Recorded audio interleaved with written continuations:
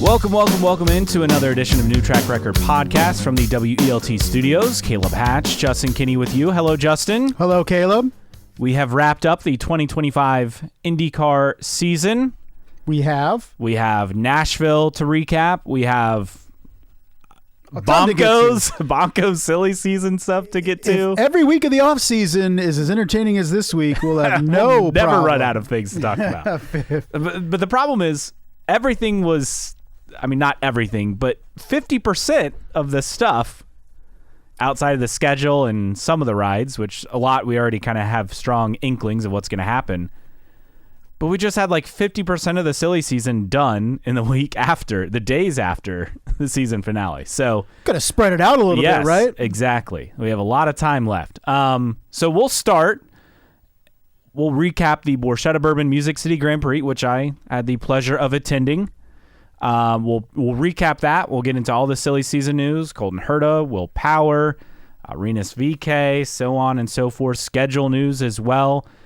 Toronto out, Markham in, at least for the next 5 years. And a coin flip on what is another new venue added on the schedule for 2026. We'll get to that as well and discussing schedule stuff. So let's start with the race. Josef Newgarden wins the season finale, hometown race, gets a hometown win. The crowd certainly was excited for that. This was, in my opinion, you could probably tie it with Gateway. This was, I think, the most entertaining oval of the season. I know people will say, well, what about Milwaukee? Milwaukee was good. Milwaukee had a great finish, but Alex Palou dominated that race otherwise. It left a good impression. Yes. Lasting impression, final impression. But this race I felt was good from beginning to end in terms of having entertainment and multiple lead changes throughout. I mean, after the initial caution, the first 15, 20 laps were really exciting between Pato O'Ward and Alex Palou. And late, you had Alex Palou, then you had Scott McLaughlin, then you had eventually Josef Newgarden. And so there was a lot to like about this race. And I said it before we started recording, is when we talk about the best races of the season, and at the top are ovals. We haven't been there in a while, outside of Indianapolis, right? So, Indianapolis was on the bottom end of the ovals. Yes. So, but I mean, previous years you could say, okay, in terms of ovals, Indy was at the top, or maybe even overall. But you throw in Nashville, you throw in Gateway, Milwaukee. I mean, there's three right off the bat that you feel were really, really exciting ovals in their own way. Even the Iowa races, I mean, were solid. Now, they weren't as good as the Nashville and Gateway and Milwaukee, but they were solid. I would rate the Iowa races over the Indy 500, to be quite honest, in terms of, entertainment value. Right. On track, not talking about money or anything like that, but I just thought this was a great way to recap the finale, and I guess I'll share a few thoughts. Now, I didn't get there till like an hour before green flag. For perspective, I had to work pretty much all weekend. I finished at like 7 o'clock Saturday night, drove down to Indy, stayed at my parents', drove the rest the next morning. I thought, one, free parking. It's always nice. Yes. It's easy to get in. The fan zone is outside the track. You don't have to trek to the infield. I thought that was nice. And yes, there are different restrictions that you're not used to. Like you could only bring in one unopened water bottle or one empty water bottle. Like you can't bring in your cooler and your snacks. Which is weird, stuff. Right? It's weird when you're used to the Indy 500. Now, but at other oval ovals, tracks, that's pretty normal. So, yeah, I'm not going to make circuits, a big deal thing. about that. No, that's just the nature of the type of track. But I thought the view was great. You can see the whole track. Pro tip: if you're nervous about baking in the Nashville sun, which I was going in, I put my sunscreen on and I burned super easily. So I loaded up. I think I put on like the mineral SPF baby sunscreen. It was like the 50. Like the SPF 50? Yes. So I loaded up. Did it work? I didn't need it. Oh. So pro tip, if you want to go to this race and you're leery about being in the heat, if you're sitting in one of the sections near the start finish line, which I was. I think I was in 136, so 134, 35, 36, 37, probably even 133. That's where the bulk of the people were sitting anyway in terms of ticket sales for this event. We were in the shade, basically green flag on. Okay. So because of the tower behind you and just where the sun is at and how the track faces, nice. You can easily go to this race, and we were 52 rows up. We weren't at the top. We were probably maybe 2/3 of the way up. But I would say if you're worried about the heat, don't worry about it. Just make sure you pick the right seats, and that won't be a factor. So I also think that's something that's going for this event that I wouldn't have thought going in. Sure. The accessibility, getting out was a challenge, but that's true for any race. Right. And I just think that going in, right? Yes, it's going to be. If you're going to go to a race anywhere in any series, it's going to be a pain in the ass to get out. Yes. If you're trying to leave right away. I remember when we used to went for a couple years in the spring race of Bristol. Mm-hmm. Oh, and man. we would just plan on you're better off hanging out. Yeah. Yeah, we would just grill out and drink and whatever for a couple hours before we even tried to get out. And even then it took like an hour to get out of there. Michigan too, and we used to go to Michigan. So, yeah, it's never going to be easy. No, but I thought overall it was a good experience. Yes, it's not the Indianapolis Motor Speedway or it's, but I think you appreciate the differences in the events because it is just easier in some ways. Yes, it's different, but I had a good time. I'd love to be able to go back, and I went to the street race twice, so I have kind of the direct in-market comparison. Yes, it's not downtown Nashville. It's not the same as far as that aspect, but still is it's a great track for Indy cars, and I think that's the biggest thing, and we'll get into kind of the race stuff as a whole in a bit, but I think this is an event that I hope can grow. Basically, what I read was ticket sales were maybe slightly down, but I think having Josef Newgarden winning this event may help with promotion moving forward, just a guess. You would hope so. And there are a lot of young people there. I think we saw this, and Fox Sports put out a release on the numbers, and we can dive into that later, but the younger crowd is embracing IndyCar, and I think we kind of didn't believe it when the Nielsen data came out earlier this season. I buy it now. I really do. Actually seeing boots on the ground, literally, since we're in Nashville. Right? Or literal boots on the ground. Did you wear your cowboy boots? No. Okay. I don't own Left a pair. them in the car. Me neither. No. No. So let's dive into the race. I think the first takeaway to me was Firestone, actually. Okay. The drivers complained, and Pato had some pretty choice words. He dominated this race. No one could touch his car in lap traffic. Nope. That was clear.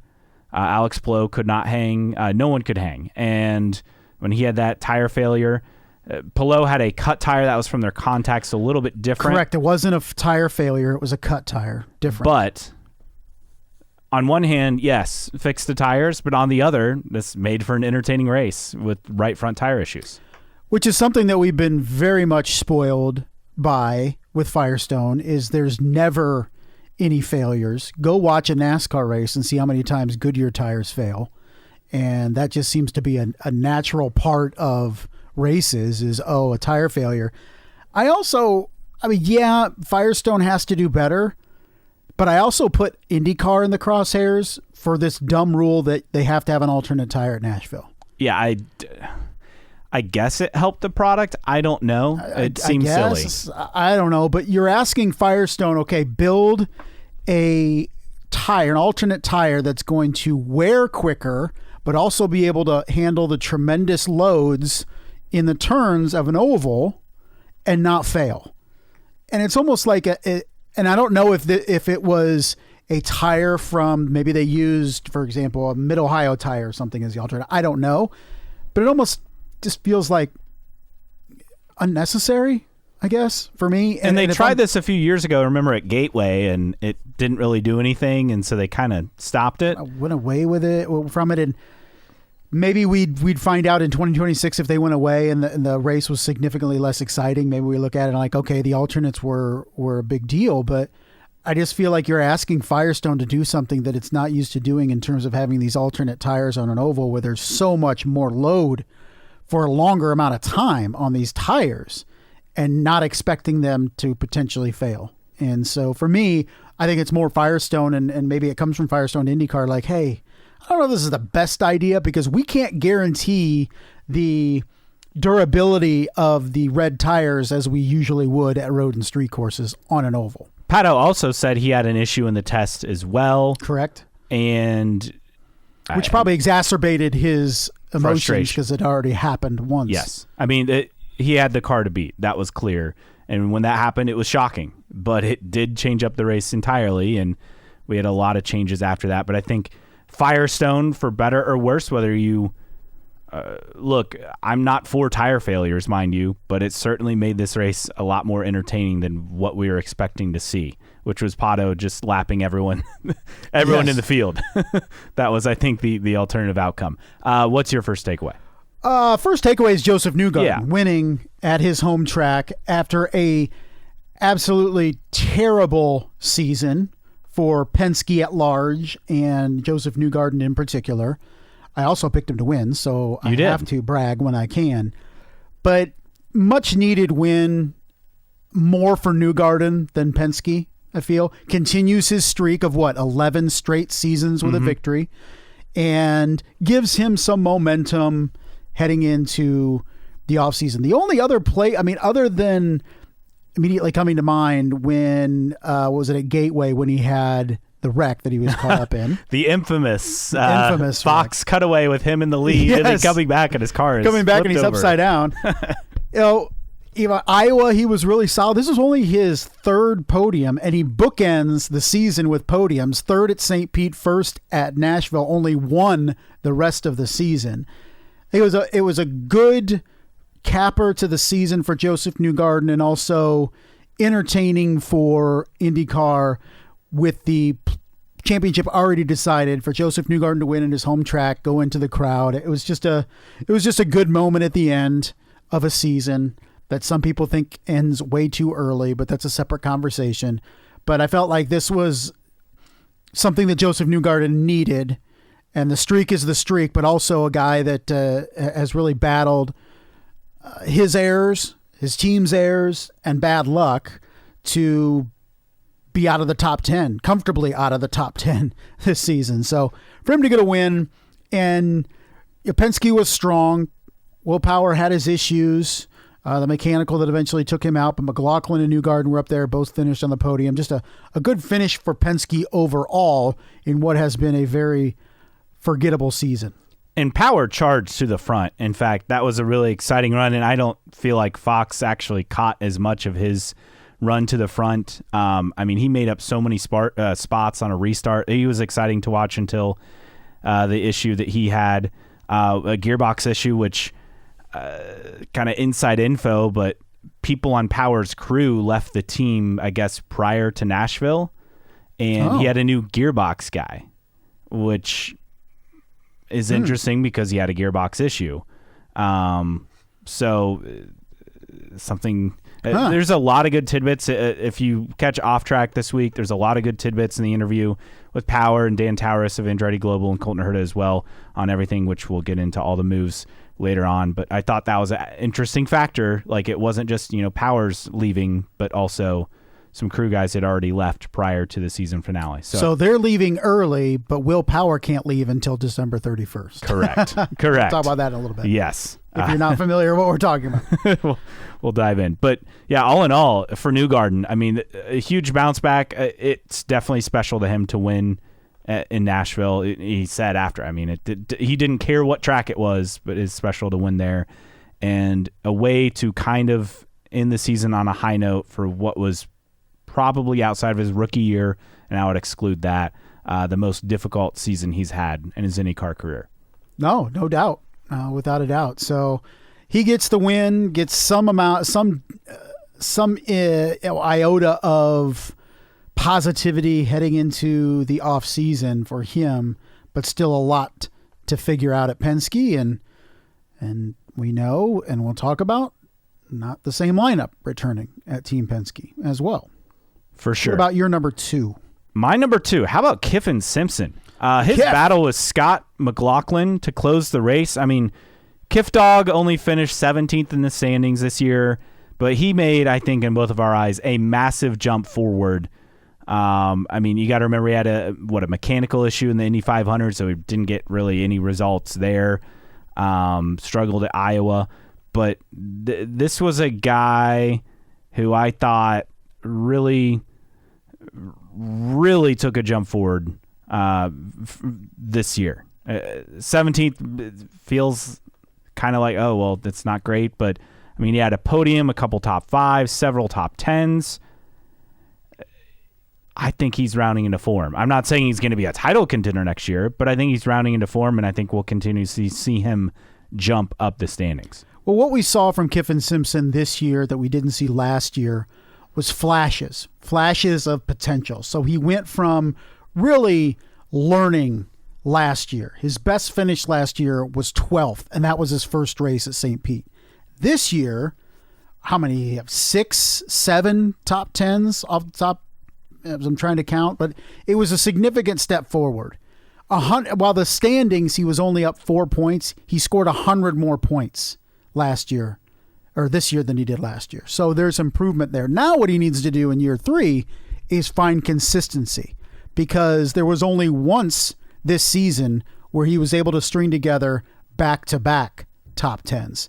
You look at his 5th place at Detroit, followed by a 15th at Gateway. You look at that 3rd at Toronto, and it's followed by a 27th, 21st, and a 20th the next 3 races, and then, of course, the Nashville 4th place. So what he needs to do in year 3 is find that consistency. We don't expect him to be up with Alex Palou and Scott Dixon, but we do expect him to maybe flirt with the back end of the top 10 next year. I think that's fair. Oh, I think so too. 10, 11, 12, like somewhere in that range. Absolutely. And he's shown the talent, and his people have pointed out, I mean, he is probably the fittest driver, right, in the field.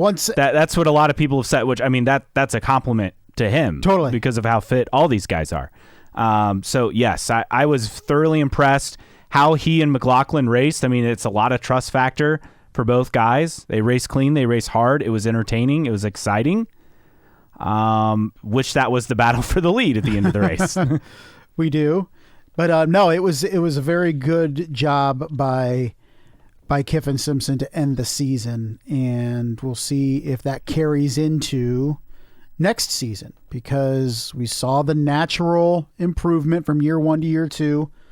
We just want, I think the next step, and I'm sure Chip is going to tell him the same thing, is, okay, now it's to the next step in terms of doing this consistently, and we'll see if he can do it. That's the next step in his development, and we'll see if that can happen.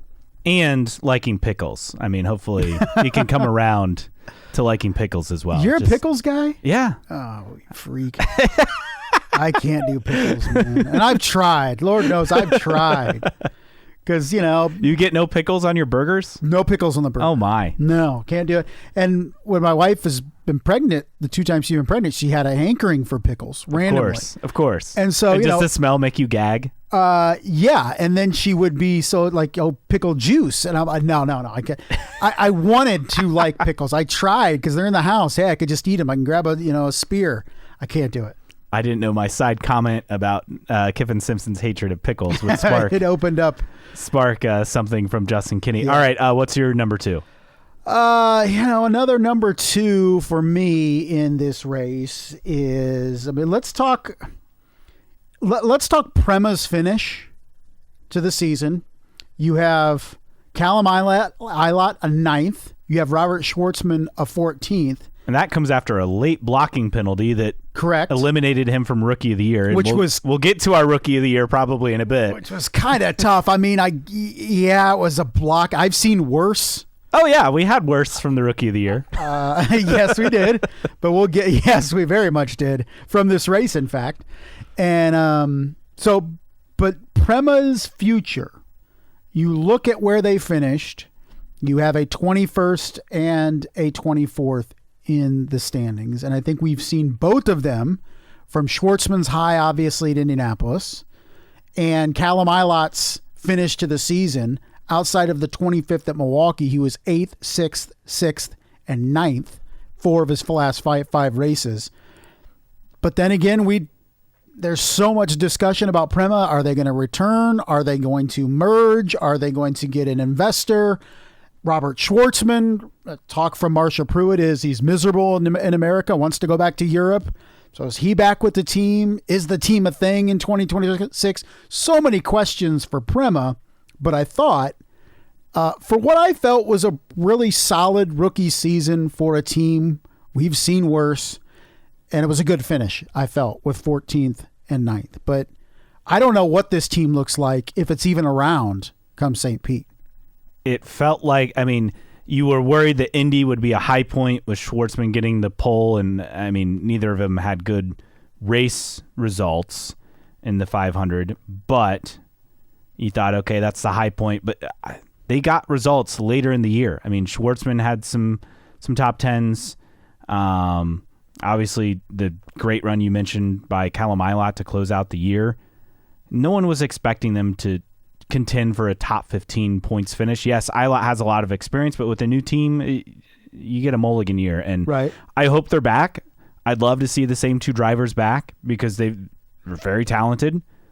We saw that prove out over the course of the season. There are some little things the team needs to work on. Look, every team, unless you're Scott Dixon or Alex Palou's pit crews, every team can work on pit stops. Yes. So, I mean, even Penske. So, I hope they're back. There are a lot of questions. I would be surprised if they're not back, and I also wouldn't be surprised if they get some sort of partnership with an existing team. I mean, you look at, we've talked about it before, you look at Juncos is looking for an infusion of cash. I don't necessarily know if that's something that Prema wants to do. It's so mysterious because Prema knew what they were getting into, or at least they should have known what they were getting into. And we say, well, money's not a problem, but now apparently it is, despite no change in ownership. I don't know what's going on. And then you find out that Robert Schwartzman just doesn't like IndyCar racing, which is fine. But he showed signs of being really competent. Obviously, the qualifying is at the apex, but I thought his racecraft was pretty solid this year. Anybody can go fast when you're the only race car on the track, but I thought Robert Schwartzman showed an ability to be a solid IndyCar driver. If he leaves, obviously that's up to him. But it's not like he had a disastrous season and it's like, oh, this is terrible, I'm going back overseas. I think there's something to build on there. So we'll see. I think it was a good finish to a good season for a team that I think give it a couple years and it could be solidly in the mix at the top of the midfield. But there's so many questions with this team entering the 2026 offseason, or 2025 offseason, I guess. For sure. What about your number 3? My number 3. How about Connor Daly? Top 5. Let's. They had no speed in practice and qualifying. I mean, he started 24th. It seemed like they were completely lost, and he found a way to the front and stayed there. We saw in other races, right, where just bad pit timing, whether it's slow pit stops or just yellows falling at the wrong time. Like this, he got to the front and he stayed up front.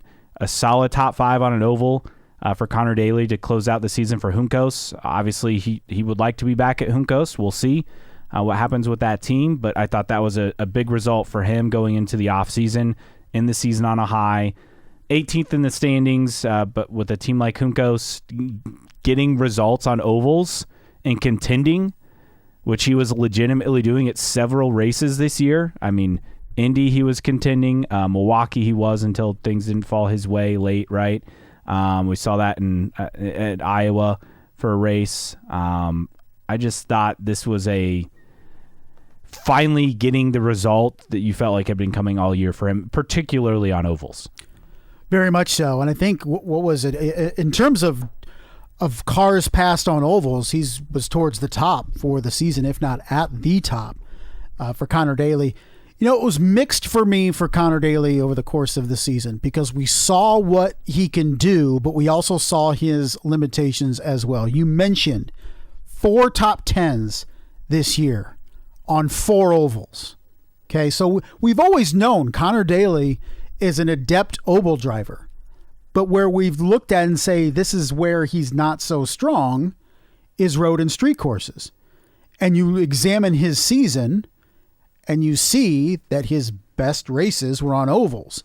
So while Connor Daly, I think, proved something this year positively, he also proved once again what has kind of been his shortcoming throughout his entire career and what has cost him more opportunities is he's just not that great of a road and street course driver. And which is funny because he got a podium at Detroit with Dale Coyne Racing years ago, but of late, yes, it has been a struggle compared to ovals. And it's not like he's a back marker, but no. I think if you would have looked this year and say if you would have given him, let's say, 4 or 5 top 10s and it was even between road and street and ovals, then I think you can say Connor Daly is developing. Maybe he can open some doors to another team, blah, blah, blah. But it's like, while he did very, very good things for Juncos, I'm not trying to marginalize that whatsoever.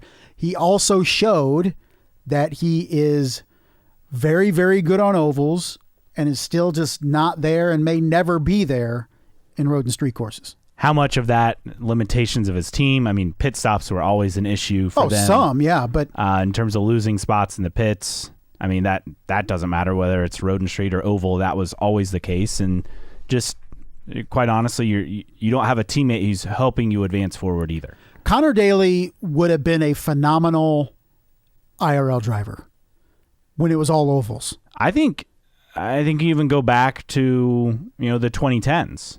Sure. I think the sport has gotten much tighter, one, because the cards stayed the same way too long, but also just the talent level continues to increase seemingly year after year. Right. But I think when you go back to an all-oval schedule of the IRL, that's where Connor Daly would have just feasted. And he even tells you, he's much more confident on ovals. He's more confident in what his car can do, what he can do.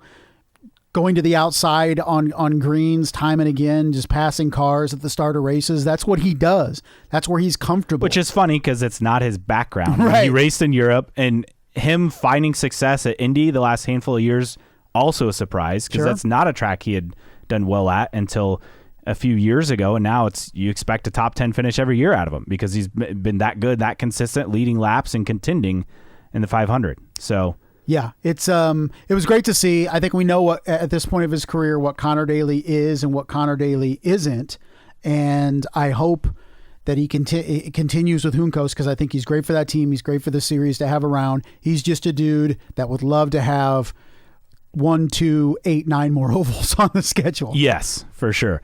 What are we even on? We are on my 3, right? Yeah, I think so. Number 3. So. End of the season has come, and let's talk about Nolan Siegel's finish. Finished 17th. Largely invisible. Largely invisible, which was kind of his season unless something was going wrong, right? I just finished 22nd in the standings. Now, did not start Iowa 2, so we have to factor that in. But based on the standings, he probably was not finishing higher than 21st, even if he would have raced at Iowa 2, just because of the distance between 22nd Nolan Siegel and Marcus Ericsson in 20th. So where are we at? Because we got some added intrigue with Nolan Siegel through the mailbag. Is that what it was? No. This was David Mulcher Lopez kind of with a column on Will Power's unglorious, so to speak, exit from Penske.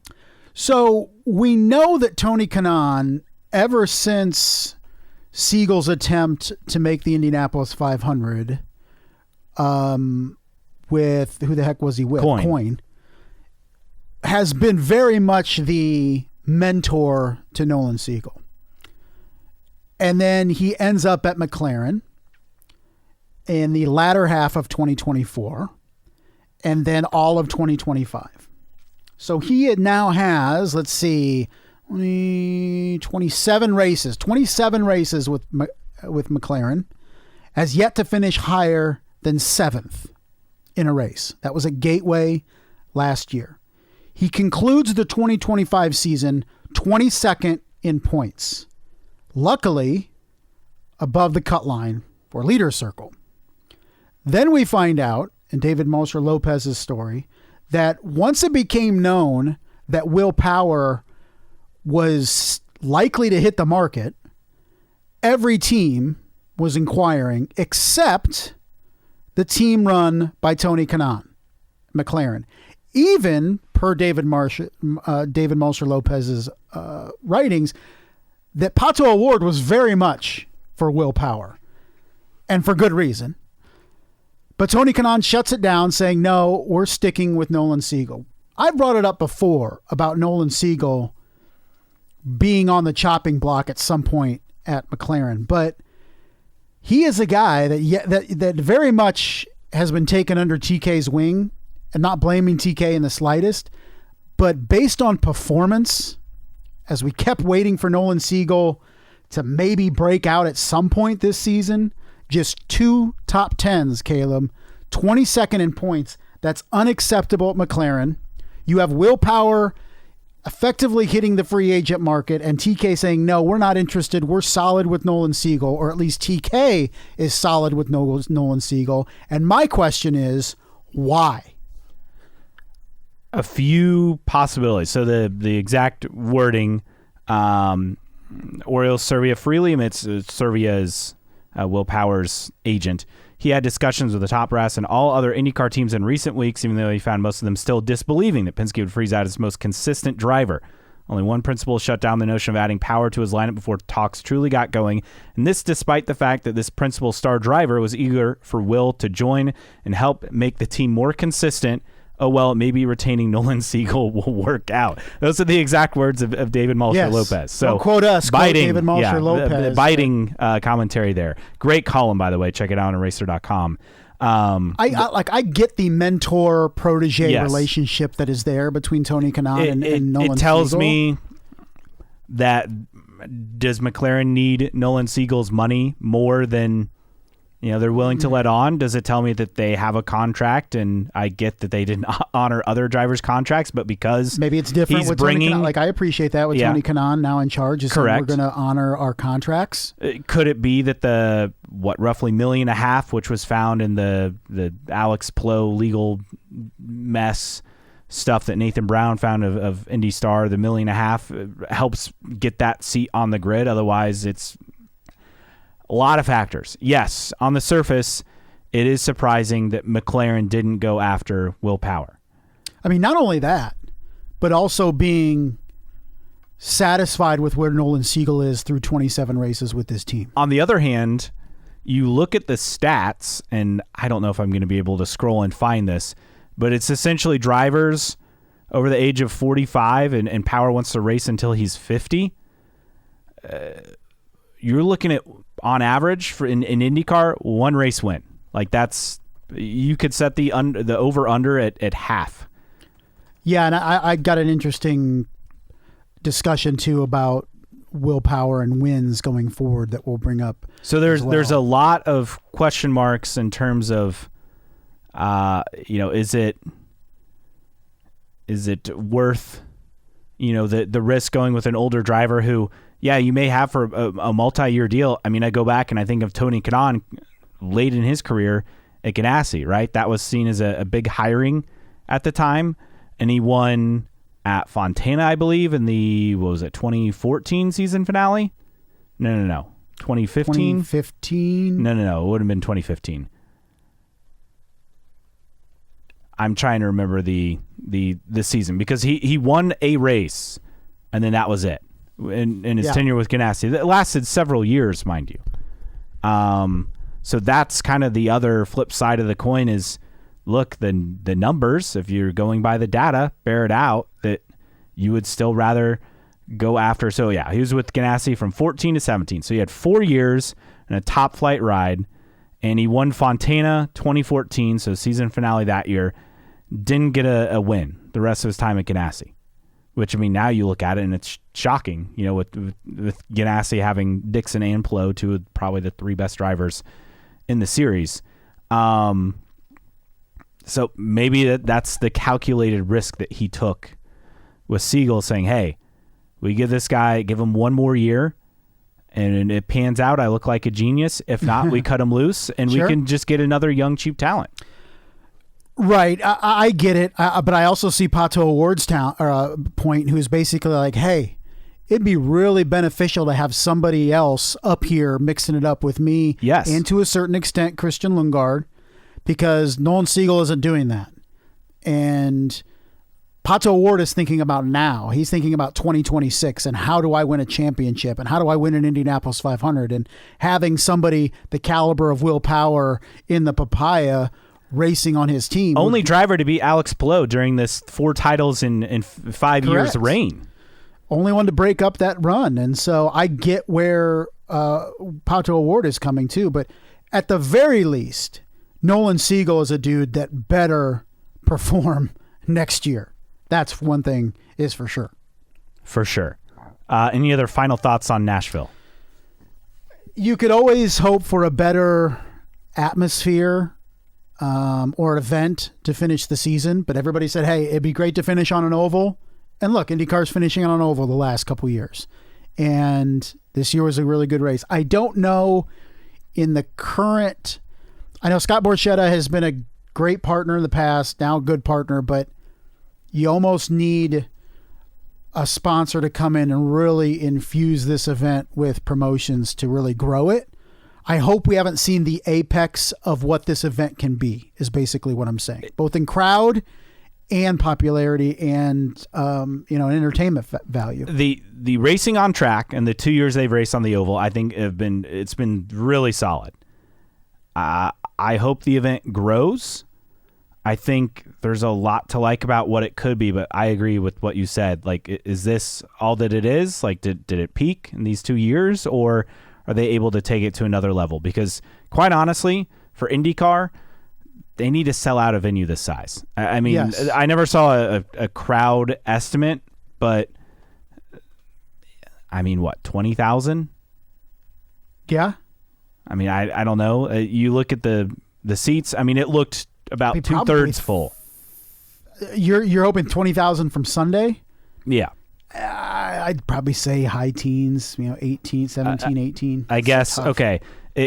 25,000 is the capacity. It can't expand to 30, so I guess it would have been less, but it looked like it was definitely at least 15,000. Right, probably I would say more. Around 15 to 18 maybe. Yeah. So this is the right size venue to sell out, and I know people say, well, what about doing a Sunday night race? Well, you don't want to go straight up against NASCAR in the Southern 500, which that got a bad TV rating going up against Notre Dame, Miami in college football. But I think they need to find a way to make this work. And like you said, I don't know if, not having Big Machine, as the title sponsor, I don't know if that hurt the crowd a little because that has obvious name recognition. Right. But I just hope this will happen. And that they can move forward with this because, look, as far as contract-wise, I think it's set to be on the schedule. But as far as can they grow this, that's the question we have here. Yeah, very definitely. I think it's exceeded expectations when we first heard that the Nashville street race was going away and they were going to an oval that's 40 minutes outside of town. They were like, oh, geez. I think it's exceeded expectations, but how do we take the season finale race to the next level? Can it be taken to the next level at Nashville SuperSpeedway? I mean, maybe that's a separate discussion. So I'm not really sure. We will see if this event can continue to grow. But at least on television, it pulled in a pretty solid number. Yes. Yeah, that's the positive. A really good number to wrap up the season. First time over 1 million since Gateway, which was the Sunday night race back in June. So best number since then. And anytime you're over 1 million, I mean, that's obviously the goal for a track like Nashville. And you feel good going into the off season. You finally get a good number. You end on a high. Unfortunately, as much as I hate it, it does justify ending, before NFL starts. I mean, the jump in numbers is astounding, right? What was it, like 483,000 or something last year on NBC? Right. Going up against the late window of NFL games, and then it's you cannot compete with that. It's a significant drop. Let's just say that, and it's not something that, quite frankly, is worth it, in my opinion. And I'm totally fine getting out the way for the NFL. For those that maybe listen to like the NFL is such a juggernaut in this country, you just want to avoid it at all costs. Up 136% from last year, 1.142 million. Race peaked at 1.388 million, 4:30 to 4:45 Eastern, which would have been right, at the end. Always good to peak at the end there as well. And then Fox put out a lot of numbers on some data, and I think the telling thing to me was the younger crowd. Overall, the season up 27% from last year, which, we were hoping for a little more, but still that's really good. And then the numbers in the younger demographics.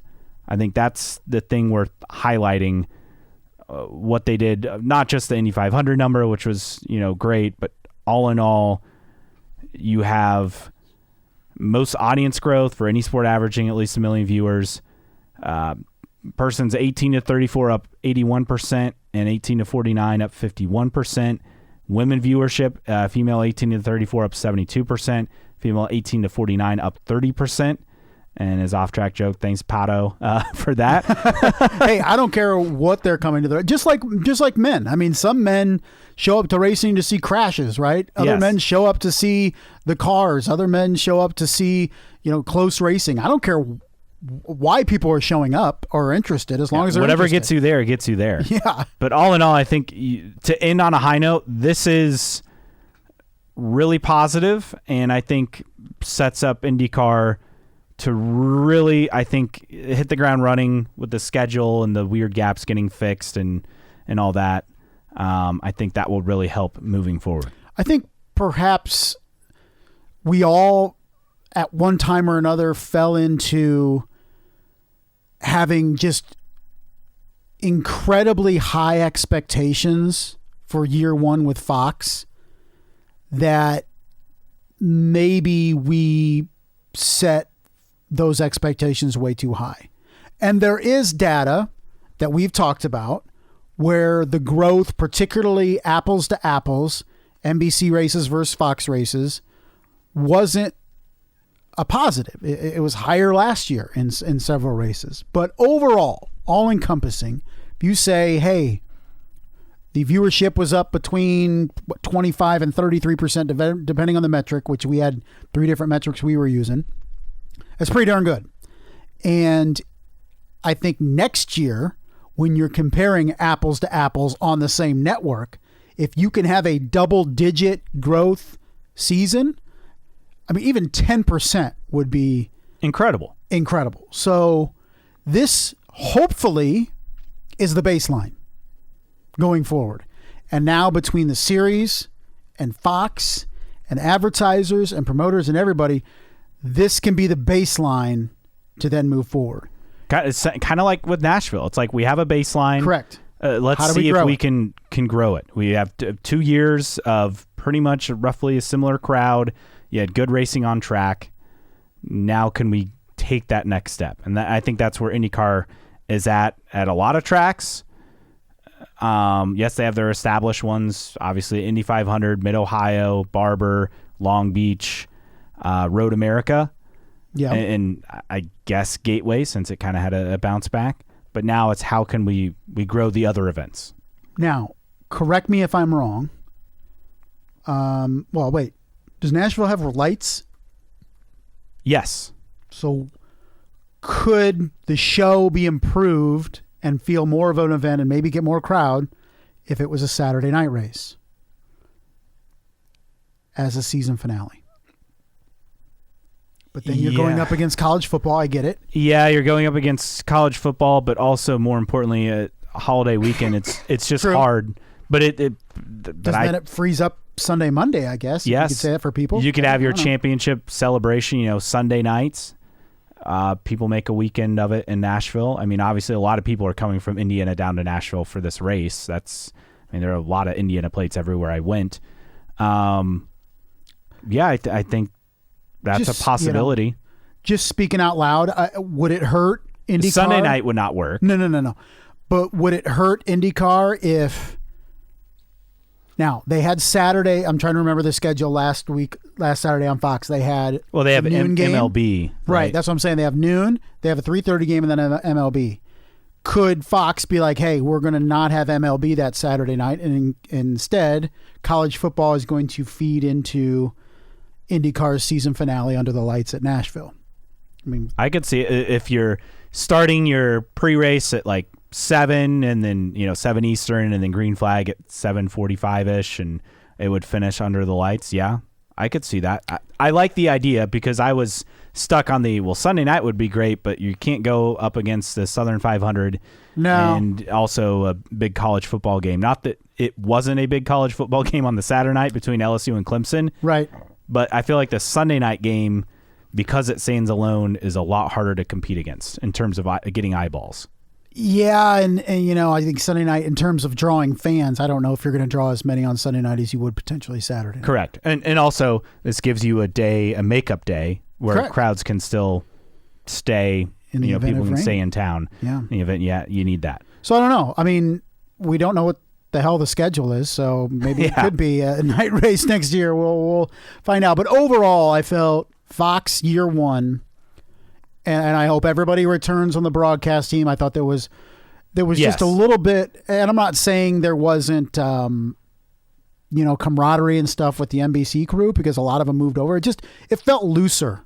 And I don't know if that was more of a Fox thing, or I think that was a Fox thing, or like a Will Buxton led thing. I don't know. It was just Buxton led the ditch the ties and go with the more casual look, which I think actually did. It was weird at first, but I think it did look good. Yeah, and also, I just think there was good synergy.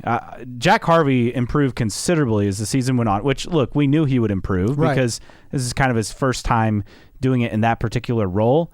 I thought Georgia Henneberry, because this was her second year, right? Mm-hmm. She was solid. More comfortable. Yeah. And I think that... obviously, Kevin Lee, and they were working him more later in the season. Obviously, I think it's hard because he's doing the lights races from the booth as well. Which I kind of would... I'd pull him from that and have him become more of a strategy dude. Mm-hmm. Because he was trying to do strategy, but also doing pits and also scrambling from lights and all that stuff. And it was like, I'd like to see him more in a firm, this is what your role is. But overall, I thought yes, there were gremlins, there were graphics, timing issues, and scoring, right? and graphics, but we got through it. Year one, we got through it. I think there's a tremendous amount of excitement now with the added investment from Fox buying into the series. I think there's even more excitement on what this could mean. And so hopefully what we saw in 2025 is the jumping off point for bigger things to come starting in 2026. For sure. All right. Silly season. Has anything happened? I haven't been paying attention. Well, it's been outright silly all week long. So let's start with the quick summary, and then we'll dive into each story. Will Power out at Penske. He's in at Andretti thanks to Colton Herta, leaving Andretti, staying within an organization, but he's now the test driver, and test is a very specific, important word here. He's the test driver, not the reserve driver. The reserve driver. He's a test for driver. Cadillac F1. It is likely he will compete in F2 next season. It's not confirmed anywhere. There was a motorsport.com article that I was sent today. It was in Italian that said Rodin was the team, Rodin, which I've heard of, in F2 would be the team he would race with. So you have that. You have Rinus VeeKay telling Coyne he will not be back in 2026. All signs point for him, the number 4, to go to a particular seat and team. That's AJ Foyt Racing. In fact, Nick Yeoman made a joke using the number 4. This pretty much feels like an open secret. David Malukas, we would expect to slot into the 12 car at Team Penske. And anything I'm forgetting. Dennis Hauger, which we talked about, will likely slot in on loan from Andretti at Coyne in one of those seats. And then Romain Grosjean, back in the news, is expected to be a leading candidate, according to Marshall Pruitt of Racer.com, for a Coyne seat. Sounds like both of those Coyne cars are available. Which also Todd Alt of BitNile and Ask ROI, which was the sponsor for VeeKay this year, more in a partnership with Dale Coyne with that team. Coyne expects to announce his drivers by Halloween, which he had said before. I'm still going to find that hard to believe, personally, just because. But maybe he that's a Halloween team with in early February or additional funding and also looking to, continue to move up like we saw from last year to this year. So let's start at the top, and you got some added context for the willpower stuff in particular, and even Colton Herta with off track with Jacob Rossi. Abel not back at Coyne either. Correct. That was the other thing I forgot. With Rossi and Hinch, their podcast, which had a lot of good information and had Dan Taurus and Willpower and Colton Herta on the show, the trifecta. Yes. And so the Willpower sequence of events basically laid out like how. So, and I hope I get this all right, but Will said after Detroit, he was told he could look around and see what's out there by Roger Penske. At Road America, Dan Taurus said he learned that Willpower was available, and he said, well, I don't currently have an opening, but let me get back to you, basically. Like, I have an idea in the works. Let me get back to you on that. Let's keep in touch. So, obviously, that did work out, and the Herta thing essentially is, this is my last shot. He's not guaranteed a seat at Cadillac F1 in 2027, but they're giving him the opportunity, and he has to earn it. Like, there's no guarantees. He has to earn it. He has the opportunity to make it happen, and Willpower also will have to pay a phone bill for the first time in 17 years or whatever since he's been with Verizon. Herta's going to have to earn it in two different ways, both to get the shot in Formula One with a team and to earn his super license points. Yes. He's still got to get the points, which is so ridiculous, right? So silly, but also there's no guarantee for a seat opening for him. I mean, Willpower's on a multi-year deal, so that's locked in.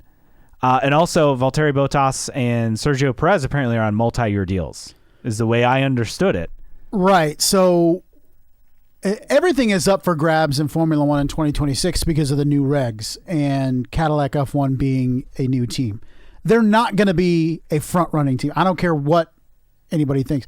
The best they can do is, in my opinion, be, what do you think? The apex, fifth best team, maybe. Oh, yeah. At the best. You're behind McLaren, obviously. You're behind Red Bull, Mercedes, Ferrari. Yeah, fifth best. And look, if everything went right, Williams and Aston Martin pretty much scrapped development this year, all focusing correct. And Williams has exceeded expectations this year. Yes. Even with moving to the 2026 car. But and that, to me, seems more like the team that could peak at fifth. Them or Aston Martin, not Cadillac. I mean, Cadillac, if you're not last, I think it's a successful but I year. think their idea of being able to maybe not be last and maybe be a little bit more competitive than a typical first-year team would be is because of the new regs. And they hire two veteran drivers. So let's say Cadillac F1 hits the ground running and they're not terrible next year. They're going to bring back those two drivers for 27, right? Which is kind of my question with Colton Herta is, does he have to earn a spot with another team in Formula F2? And that's contingent on Cadillac F1 being... My thing is, it could go really sour for Checo. It could go really sour for Valtteri Bottas opening up a seat. But neither of those guys, in my opinion, sign with Cadillac F1 if the expectation is they're one and done. So... a lot has to happen. And is Colton Herta being a test driver and a potential F2 driver to see if a door opens up with another Formula One team for 2027? I don't know. But I don't think it's as simple as saying he has to perform in 2026 and then he's in a Cadillac F1 seat in 2027. Correct. It's not that easy. No. But he's getting the opportunity. He's living out his dream. And I get there are IndyCar fans that feel bitter about this. Look. Colton's never made a secret that his dream was to get to F1. That doesn't mean he doesn't love IndyCar, though. Right. So I think, look, wish him the best. I'll be rooting for him. I'll probably find myself watching F2 races, assuming he does race in F2 for the first time ever, because I have an obvious interest now with Herta racing over there. I'll be rooting for him. And also, I think another thing in all of this is it's not like he can't come back to IndyCar, right? Correct. And he's very talented. I mean, what he did in his career, in terms of raw speed, he's up there with Will Power on raw pace, that's a compliment to your natural ability as a driver. And there are a lot of highlights that we could go down memory lane and talk about. So I think he'll have an opportunity. And the other thing is, outside shot that he's in the Indy 500 next year. There's no F2 race in the month of May. Also, remember, we'll have the Canadian GP same day as the Indy 500, stupidly. So maybe he races the Indy 500 and then flies to Canada back for the race, which I assume would be a bit later on in the afternoon. I mean, generally starts at 3:30 Eastern, which would be right around the conclusion of the Indy 500. So maybe it's something like that. Who knows? But you don't know. To me, the priority has to be F1/F2. I think fans would love to see Colton Herta at the Indianapolis 500. I don't know if it makes sense for what Dan Towers has in mind for Colton Herta if he's coming back and doing that race. Maybe if he checks all the boxes that they want him to check from now until May, maybe, or April, maybe they give him a shot. I don't know. But like you mentioned, this is the last chance for Colton Herta. It's not the last best chance. It's the last chance. He's 25 years old. That may as well be 50 years old in Formula One years. So if he's 26, he'll be 26 in the last day of March next year, the second to last day of March. So he's not getting any younger. He took a step back this year in terms of competing for a championship, second place in 2023 or 2024, sixth place this year, 2025. So he's kind of at that spot where he's either going to be an IndyCar lifer or he's going to try one last chance to get to Formula One. And you kind of wonder how much of this is Towers, how much of this is Herta. Is Towers presenting the opportunity and Herta's like, well, okay. Then Towers is like, no. We're paying you like an F1 driver. We need you to try to make a run at F1 because, quite frankly, your performance in IndyCar is not up to par to what we're paying you.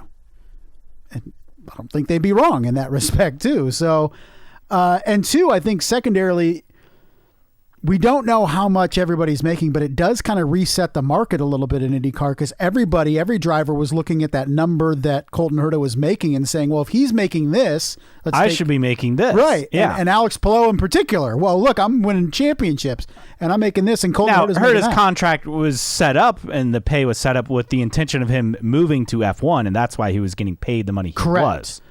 Yes. And I think maybe part of Towers was, hey, we're paying you like an F1 driver, so let's give you the shot. Yes, let's get it to happen. Either way, I think to me, you got to take the opportunity. Will we see him race in IndyCar again one day? Absolutely, I believe it. Yes, I mean full time in IndyCar, not just one off season. Yeah, no, I think yes, I think we'll see it happen. So I'm looking forward to it. That said, Andretti Global. Will Power just happens to be available. I mean, what more could he ask for? A two-time series champion, Indy 500 winner. So you pair that with Marcus Ericsson, Indy 500 winner. Kyle Kirkwood, who is a young talent who I think we'll see move up and up the standings in terms of being a true championship contender. I mean, it's the team. One could even argue they got better. Yeah. I mean, in terms of oval experience, I think they got better. Just experience alone, they got better. Resume, this is really big, I think, for that team to get a driver of his caliber on the open market. And look, Will Power, it was his decision. I mean, he decided after Portland he had an opportunity to fly to Detroit and talk 2026. He said, I'm not coming back. That's what he told Penske. So basically, he was getting a runaround for quite some time. This was his choice, and I think, honestly, and it's unfortunate, but his bad 23, which you could easily chalk up to the personal struggles. I mean, his wife nearly died. Then he returned to form in 24, but Penske had kind of already thought about a succession plan for that seat, and it was just bad timing for Will Power. I mean, he was looking to obviously get more, but I don't think they offered a multi-year deal, which Andretti did. Doesn't do very often. Yeah, and I think that was kind of it. I mean, he thought, he was waiting for a phone call with Tim Cindric. I mean, before Tim Cindric was let go and everything, basically to get another year tacked on to his contract. This was a couple years ago. That phone call never came, and he grew increasingly frustrated and just kind of, I think by then is kind of resigned to, okay, this is going to be an issue. And he knew this year, I think all year, that he was going to be lucky to get more, 1 year was going to be the offer. And I think Penske, quite honestly, was caught off guard by his return to form last season, and then this year being the best of the team. I don't think that's what they expected, and I understand wanting to get younger and going with David Malukas, who we assume will be in that seat. I mean, even Power mentioned it on off track. He's like, I assume it's Malukas, but if you're Andretti, this is a gift. It is a gift, and then conversely, let's look at this Penske lineup. After the roughest season they've had in quite some time, your lineup next year is an aging Josef Newgarden, and I think that's fair to say, even with the win at Nashville. A guy who's still great on ovals, but competing for a championship, I don't... We think it's past. I think it's past. Young... he's not that much younger than Josef Newgarden by a couple of years. Scott McLaughlin at 32.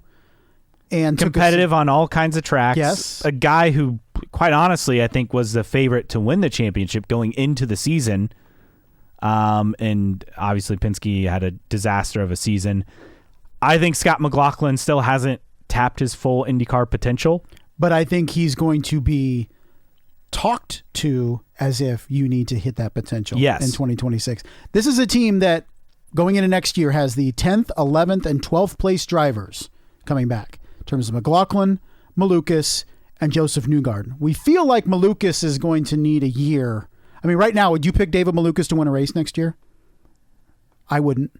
I would with Penske on an oval. Yeah. I would. But I think I think the over. But he's not competing for a championship. Correct. But I think the over-under would be set at 0.5. Like either he wins 1 or he wins 0. Yes. Our opinion. I think a goal for Malukas next year is just finish top 10 in points. So for me, you look at that lineup for Penske and you feel that's the weakest lineup heading into 2026 in quite some time, because we feel like Josef Newgarden, his championship window has closed, in our opinion, barring something crazy happening. Yeah, he can still win a 500.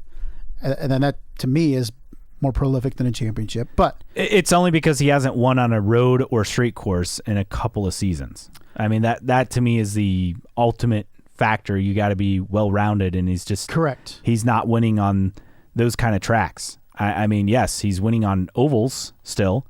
Right. But he hasn't won on a non-oval. You go back to Road America in 2022, which is like hard to believe, but that's literally the stat. I mean, you look at Scott McLaughlin that we felt was a breakout candidate this year. You mentioned him as maybe being the favorite entering this season to win a championship. Instead finishes 10th. He goes winless. He hasn't yet finished inside the top 5 at Indianapolis in 5 starts. So, and then you have David Malukas, who's a young person that a lot of people would say probably would need another year of seasoning at Foyt before he was ready for Penske. So as we talk up the lineup at Andretti, namely with Kirkwood and Power, you're looking at 2026 with Team Penske as, I don't think it's going to be as bad as it was this year.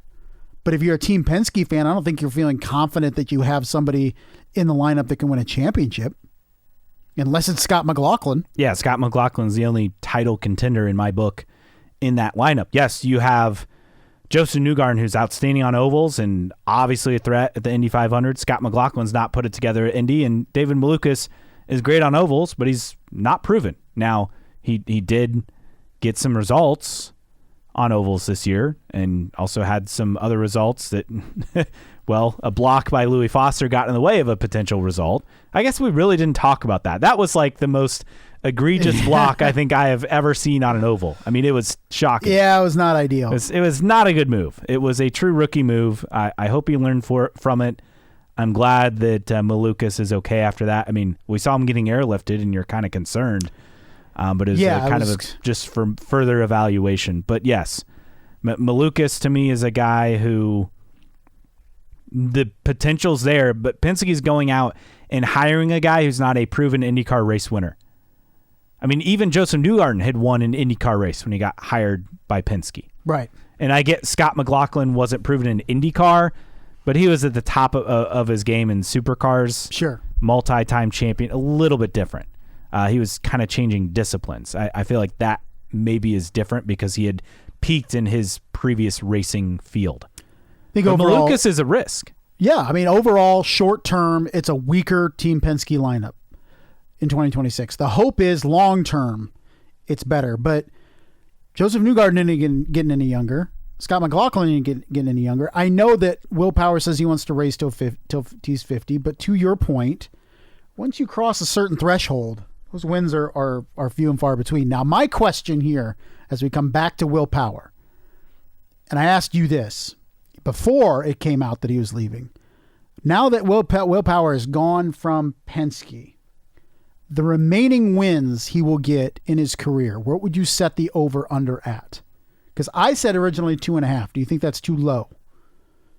I go 1.5. Wow, you'll go lower. Yes. And not because I don't believe he's still a top flight driver. It's just, look, we saw this season. Alex Palou won 8 races. Right. I mean, Scott Dixon won 1. And Scott Dixon's, the same age bracket, and he's still one of the 5 best drivers in the series. You could argue one of the 3 best. Right. It's obviously Palou, it's Pato, and you could say Dixon would be 3rd. Yeah. I mean, how they finished 1, 2, 3. Yeah, year, and Kirkwood knocking on the door. I mean, obviously McLaughlin, Newgarden. I mean, who else do you throw in? I mean, Will Power obviously as well. But it's so competitive, and Alex Palou won 8 races. Now, am I expecting to see a repeat of that next year? Absolutely not. A lot's got to go your way. But Correct. it's so hard to win an IndyCar race. I think that's the other part. You only have 17 or so chances a season, and you're now not driving for Penske or Ganassi, which makes it a little bit harder.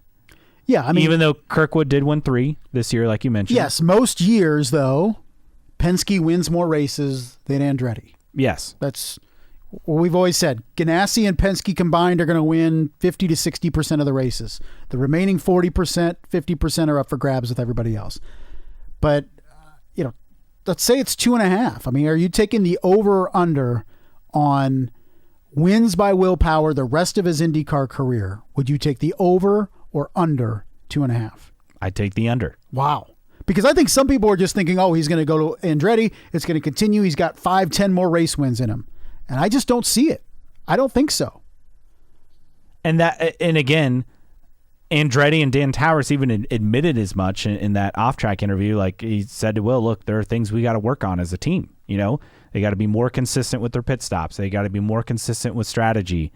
Mechanicals. Mechanical failures, all those things. Look, he's aware as the guy who runs the team of the things they need to work on. And I think that reassured Will Power in signing with them. That said, it's a Penske and Ganassi dominated playground, and it's really just been Ganassi outside of Power's championship in 22 the last 5 years. Yes, Penske's won some Indy 500s with Newgarden, but it just goes to show you how tough, how tight, how competitive this sport is. Look, Power's one of the 5 greatest drivers of all time in the sport. And he wants to race until he's 50, but it is so hard to win. Yeah, and he's not going to be as patient or as understanding as Colton Herta when things go wrong out of his control with that team. That's a good point. I always felt like Colton Herta just kind of rolled with it, and there'd be times you're watching whether whatever was happening, bad pit calls or bad strategy calls, bad pit stops, where Colton Herta was a lot more calm than I think he should be, and that was just how he rolled. It's not going to be Romain Grosjean at Andretti, but I could see some interesting radio from Will Power between him and his pit crew with unless, like Dan Towers said, Andretti really gets some things really cleaned up. Other silly season stuff. Didn't touch on this, but Will Buxton had 2 really eye-opening tweets. We'll get to the most eye-opening one in a bit, but first, he said, Herta F2 wouldn't be completely unheard of. Last really high-profile name I can recall doing similar was Timo Glock, who left Champ Car just as he was hitting his stride to race GP2, which is what F2 is now. He won the title in his second season, returned to F1 to race for the major manufacturer. That would have been with Toyota, I believe, with Timo Glock, late 2000s. And then the second tweet, which sent everyone into a tizzy. A tizzy? I guess that's the word I would use. Talking about, so Marshall had posted VeeKay departs Dale Coyne Racing article, and Buxton said, if he is to replace the Penske-bound Malukas in the number 4, which is what is expected, be a very smart move. Foyt's partnership with Penske and the paddock-wide understanding that the number 2 could potentially be open for 2027 would put VeeKay in prime position to move into one of the most coveted seats. Now, we know that VeeKay's been on Penske's radar for years, right? But this is also throwing out there that Newgarden's in a contract year next year. Here's the interesting thing, and I found this on the interwebs, and I don't know if you saw this. IndyCar silly season 2026 could be crazy. Both Newgarden and McLaughlin are only signed through 2026. Correct. Okay. You keep going through. Chip Ganassi, all 3 are done after 2026. Now, of course, extensions can happen between now and then. But as of contracts ending, all of Team Penske as of right now, all of Chip Ganassi, you look at Arrow McLaren, both Lundgaard and, well, it's McLaren. Contracts don't matter. McLaren, but, you know, the understanding that could potentially be open. I mean, yeah, as of right now, Josef Newgarden's contract only goes through 2026. Do I think that seat's going to be open? Not necessarily. But on the other side, we're seeing so many drivers that want to race deep into their 40s. And as Will Power said, want to get to 50. I mean, I just don't know if Josef Newgarden's that guy. I don't know. Well, to add fuel to the fire, Kevin Lee apparently said on Trackside this week, look, you know, there was a rumor that there was a driver who's going to retire after Nashville, and it was like not one you. Apparently, that driver is Josef Newgarden. Is he a guy that wants to try other disciplines? Is he a guy? We talk about dudes that feel like lifers, and we've talked about Will Power, and I honestly believe that if the Andretti thing didn't come, he would have retired. We're so used to athletes, particularly premier, just trying to hold on. And some of them are better at it than others. You know, the GOAT with Tom Brady is the ultimate, right? Scott Dixon. Scott Dixon. Who's to say that Josef Newgarden wants to race till he's 40 or 45? Correct. I wouldn't be surprised if he has another, especially if he has another year like he did this year. He's a dude that's gone backwards for 3 consecutive seasons from the championship race, from some second place in 2022 to 5th to 8th to 12th. I mean, if he has another subpar year, I wouldn't be surprised. I wouldn't be surprised if Josef Newgarden is just like, you know what, I'm done. Or because he said before, I'd really like to try NASCAR. I don't know if he'd do NASCAR full time, but I wouldn't be surprised if Josef Newgarden is one of them dudes that wants to race till he's 40 and beyond. Yeah, no, I agree. I mean, I know a lot of people thought, oh, could it be Power? Could it be Graham Rahal? You know, but Newgarden makes sense, and that was apparently the driver that allegedly was looking at, you know, moving on, which is, I mean, pretty shocking. But after the year he had, you know, I wouldn't. It doesn't surprise me that would cross his mind either. No. Other silly season stuff. Also in play at Coyne, Linus Lundqvist. It'd be great to see him get an opportunity. And then, like, once we get, you know, Coyne seats filled, once we get, you know, Malukas confirmed at Penske, VeeKay to Foyt, really then that's when the positioning kind of happens after that kind of feels really up for grabs. Anything else on silly season I mean, we'll get to schedule stuff too. There's just so much to dive into. So much to dabble into. No, I just think Rinus VeeKay deserves a better seat. I think the best thing for Dale Coyne would have been holding on to Rinus VeeKay, but VeeKay's has a, from what we understand, an offer from AJ Foyt Racing to effectively replace David Malukas, and he's very much earned it from a dude that was almost out of a seat from 2025 to now being with a team affiliated with Team Penske. Just a great job by him, and not altogether surprising for him. Also not altogether surprising that Jacob Abel is out. No, certainly not. And Power with a multi-year deal, I mean, of course you're going to take that if you're not looking to retire anytime soon, which he's not because he wants to race till 50. So good for him. I'm sure we'll find out other news in terms of silly season stuff in the next week.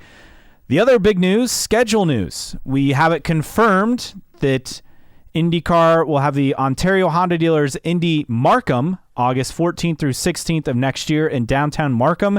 This is a northern suburb of Toronto. The good news is there is a GO Transit station basically right as part of this course. Honda Canada HQ just so happens to be along this course as well.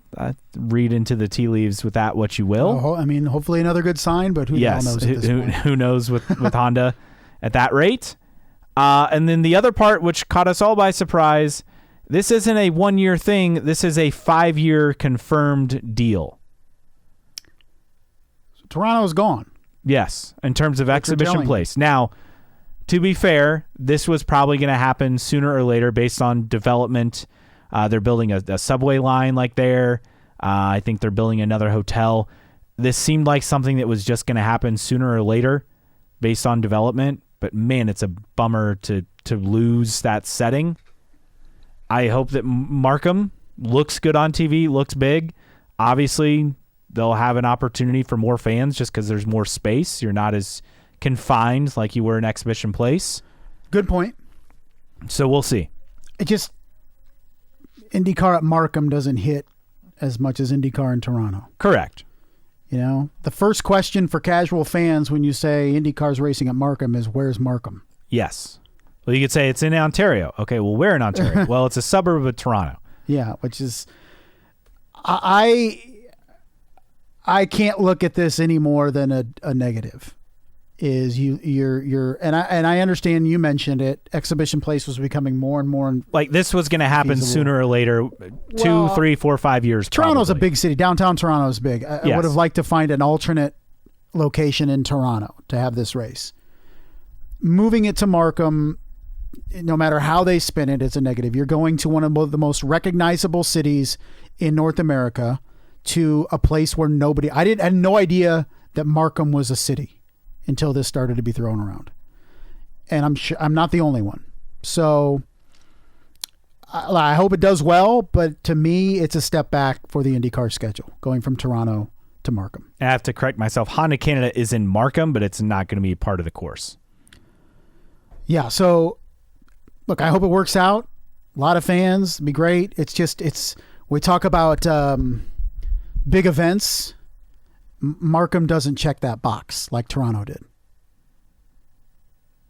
I agree. We shall see. Maybe it will race better. Who knows? Maybe it will draw more fans because they were really limited in terms of what they could do. Potentially, but how far did you say it was? 40 minutes, 40 miles? 45 minutes on transit, I think, to get there. So we have a different idea of mass transit in the United States because nobody uses it.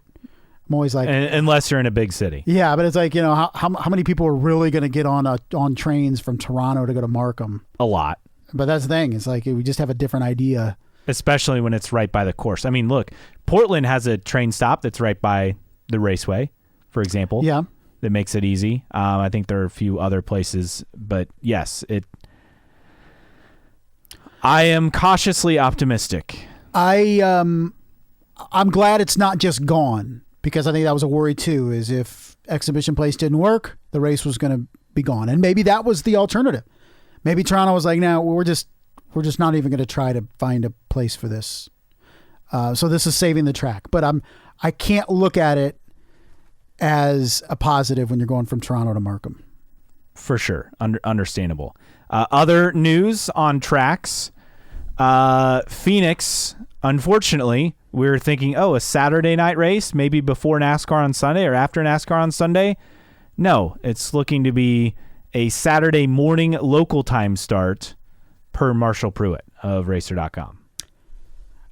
Not unexpected, because as I told you, I feel like the discussion between Fox and NASCAR was Fox saying, well, you're going to have IndyCar with you. And so Fox was like, all right, or Cup was like, well, okay, but they're not going to race anywhere close to any of our races because the speed is just going to be night and day, even with Cup and IndyCar, let alone Xfinity and IndyCar. So IndyCar is very much going to be like a support series race at Phoenix, but it gets IndyCar to Phoenix. So that's fine. Now, Phoenix is confusing because they don't, or Arizona as a whole does not observe daylight saving time. Oh. So they're 3 hours behind currently. And then when the time changes, they would be 2 hours, the way I understand it. Mm-hmm. So if you're in LA, it's the same time as LA, spring and summer, but then just an hour and ahead. So it's on mountain time the rest of the year. If that makes any sense. So they could have the start at 10 a.m. local time and it be like noon Eastern. So like that Correct. could work on a Saturday. I mean, it's not ideal. I mean, does Phoenix have lights? I don't think they do. Yes. Do they do? They do. So maybe the Xfinity races at night.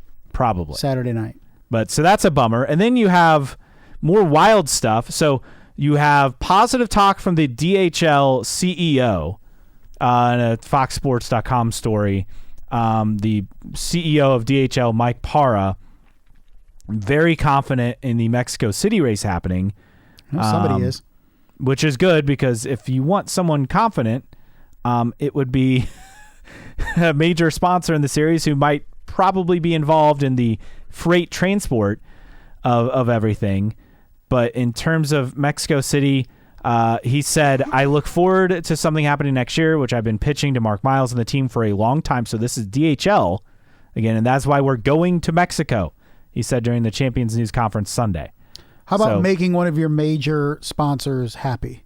Yes. Because DHL is very much involved in Formula One. So the fact that we've been able to hold on to DHL in IndyCar, both as a team sponsor and a series sponsor, has been big. So we should probably make sure they're happy. He said it's absolutely exciting for someone like myself. We have a big group of people there in that marketplace. So obviously huge from a logistics standpoint, not just for IndyCar, but DHL as a company, which is what they do, logistics. Ward not convinced because he's heard yes, no, no, yes, no. Until I see it signed, confirmed that it's done, I will believe it. And then you have Adam Stern, Sports Business Journal, dropping this.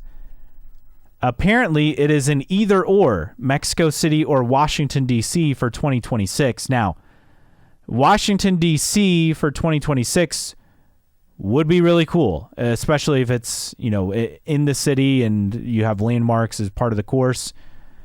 But to me, that screams a one-off event, that it's not going to be, long term.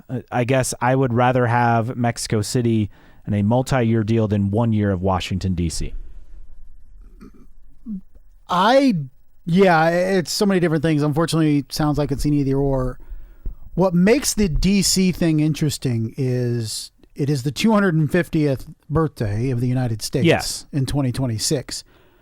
And so if IndyCar could be part of that celebration as a big thing going on in the nation's capital, it's tough for me to say no to it. But it absolutely could be a one-off, much like we've seen with Cup doing these different venues.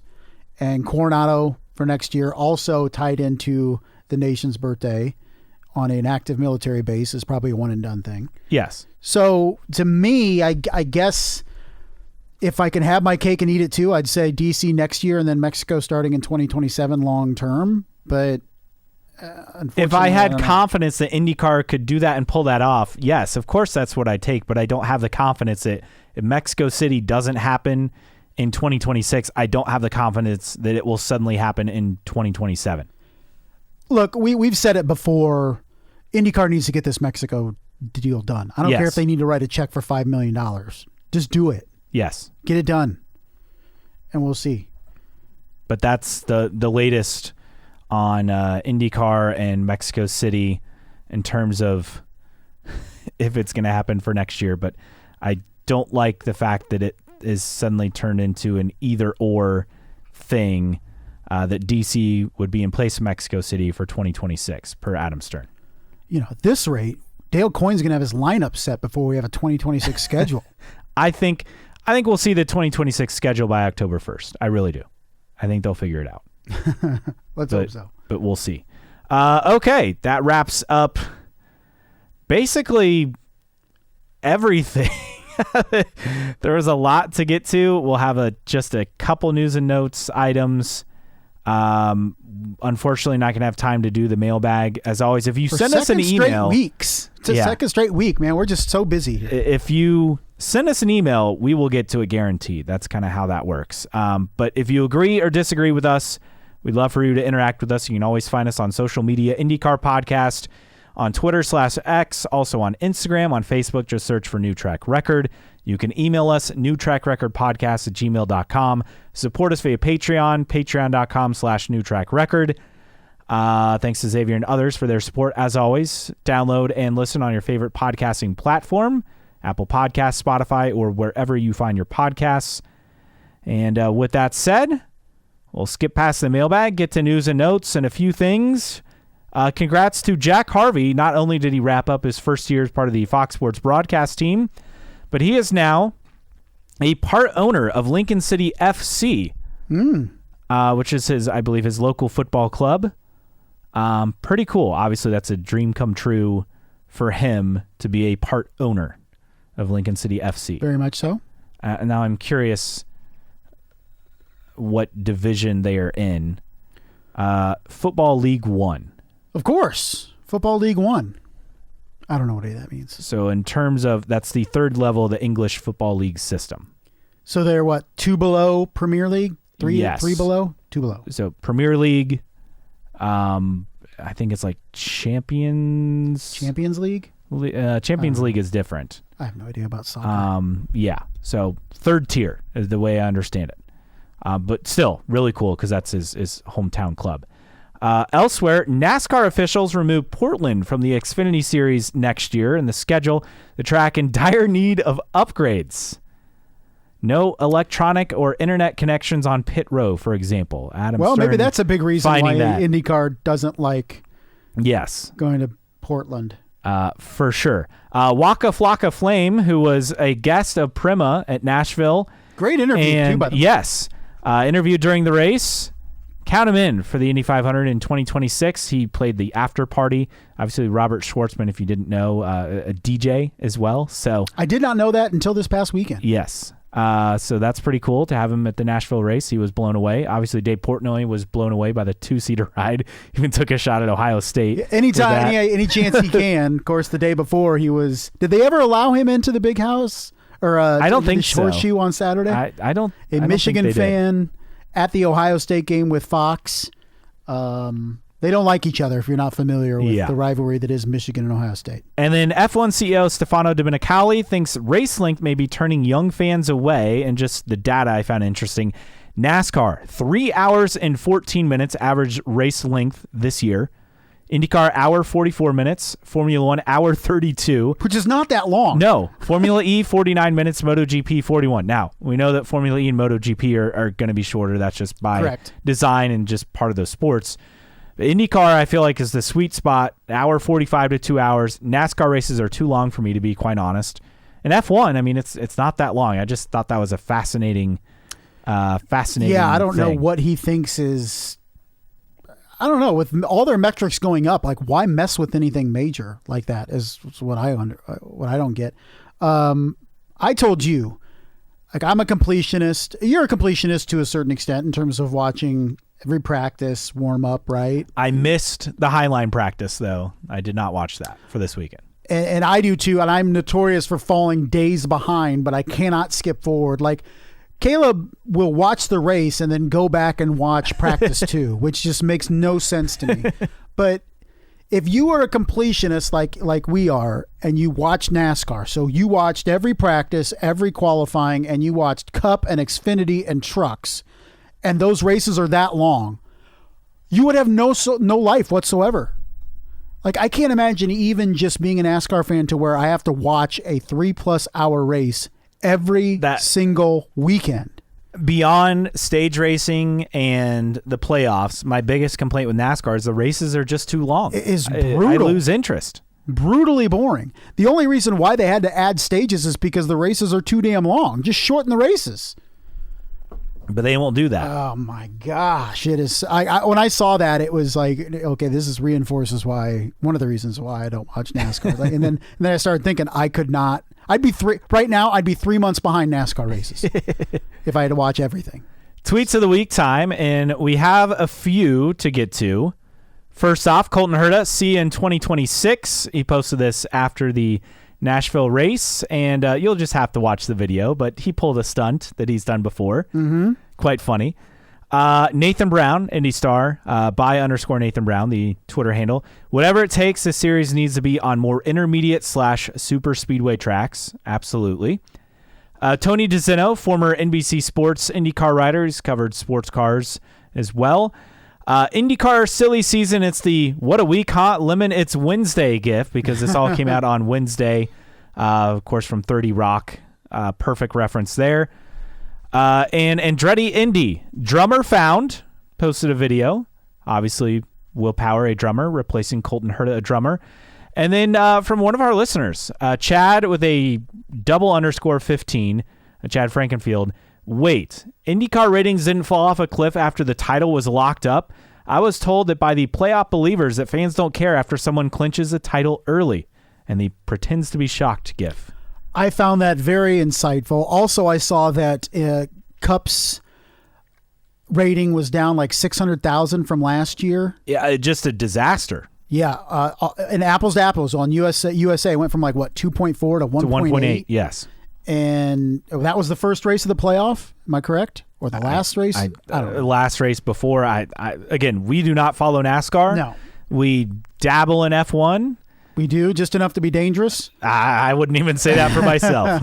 But the playoff adds nothing. And it was just such a telling tweet. And then you touched on the TV rating being so bad. Correct. I mean, yes, they're going up against Notre Dame, Miami, which got massive ratings, which of course it would. I never did see that, yeah, but it should. But, very interesting because most people would tell us, right? Oh, an exciting championship deciding race to end the season is going to bring eyes on product. And instead, we had the third most watched race of the year outside of Indianapolis and St. Pete, the last race of the year with nothing on the line. And to be quite honest, it's refreshing because you don't have championship talk. You don't have drivers, protecting, in terms of based on the title hunt. You just have guys all out going for a win. And that's how racing used to be. And I'm not saying that it's wrong or right or what indifferent, but it's just pure racing. There was nothing on the line, no points as they run graphics, nothing. It was amazing. Good hard racing. Maybe the idea is you need to promote every race as the season opener, the Indianapolis 500, or the final race of the season, because those were the 3 races that got the most viewers for this year. That's true.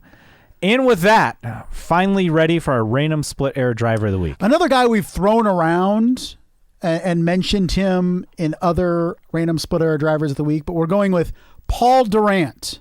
Hey. Way back, an OG split era driver, 96 and 97. He qualified for the Indianapolis 500 first in 1996 and started 24th at Indianapolis, finished 32nd. The year after with AJ Foyt, he qualified 33rd, finished 21st. Let's go. He first excelled in super modified racing, won a number of regional championships. He then completed in USAC in 1994. And following the founding of the IRL in 96, he competed in the series' second ever race at Phoenix, but his car broke on the first lap. 2 months later, competed in the Indianapolis 500 and qualifying the oldest car in the field. Now, this was fascinating until I thought about it. He qualified the oldest car in the field in 1992 Lola, powered by a stock block Buick V6. Wow. So a 1992 Lola in 1997, effectively. Then I started thinking, I was like, well, we're racing a chassis that is what? 15 years old? Yeah. So I mean, it was they're a bigger all technically 2012s at this point. It was a bigger deal back then, let's just say. But he was racing a stock block Buick in a 1992 Lola. Actually ended up finishing 24th in the 1996 Indianapolis 500. So a 4-year-old chassis, which was like archaic back then. His engine failed and finished 32nd that race. Following year, took over AJ Foyt Enterprises' #1 car late on bump day, qualified in the final position with only 12 laps of practice in the car. He crashed on lap 111 in 1997 and was credited with 21st. Later that year, he raced the second race at Vegas, finished 26th after a mechanical. 1998, he was back with CBR Cobb Racing, who I don't remember. Do you remember? No. CBR Cobb Racing, I do not either. He was 21st at Phoenix after an engine failure. He failed to qualify for the 98 Indianapolis 500 in the same car, and his entry failed to arrive at the race the following week at Texas, despite being entered. So his car was entered for the Texas race the week after Indy. It just didn't show up. It was no show, no call, as they say in the workplace. He currently lives in Denver, Colorado. Paul Durant, a native of San Diego, California, this week's Random Split Era Driver of the Week.